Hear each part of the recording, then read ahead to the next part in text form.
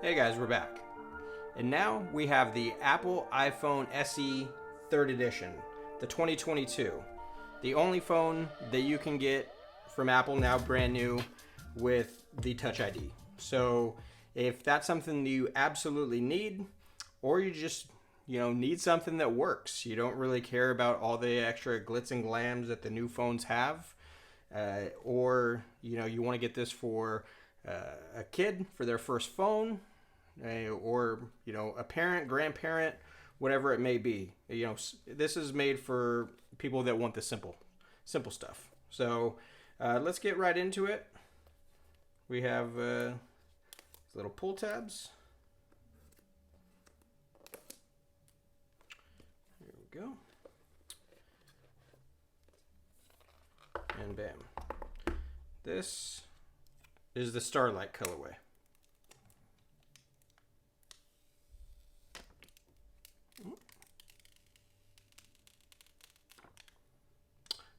That's always nice to do.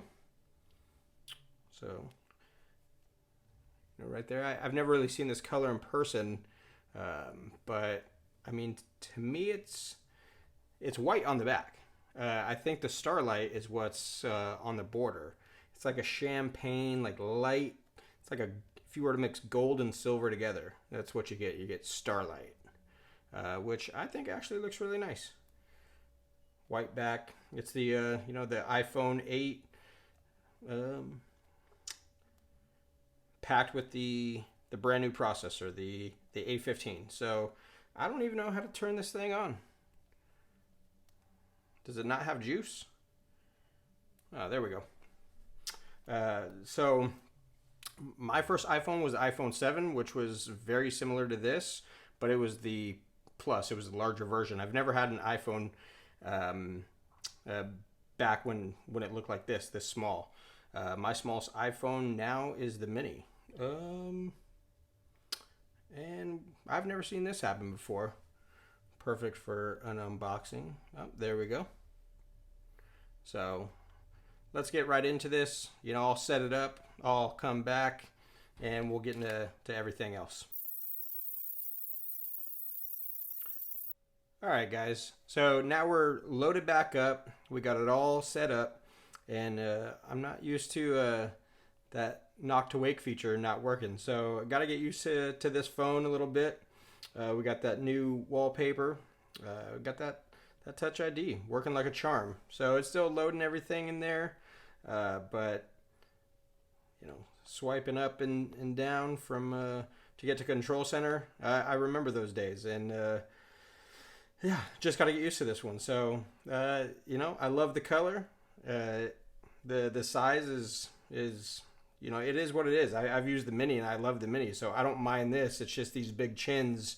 I don't know if I can get over or not. But let's see what else is in the box. So not much. You got a SIM ejector tool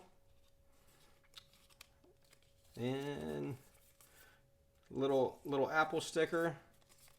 That's about it. You don't even really have any quick start guides or nothing, and then you just get a charger. So no charger in the box.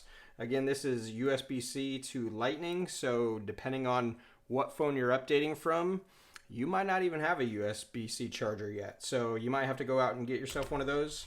But let's see what this phone is all about. Let's put it to its test compared to the Mini. Let's see if this is actually the best value. I know it's the cheapest, but is it the best value? This is the 64 gig version. This is the baseline model.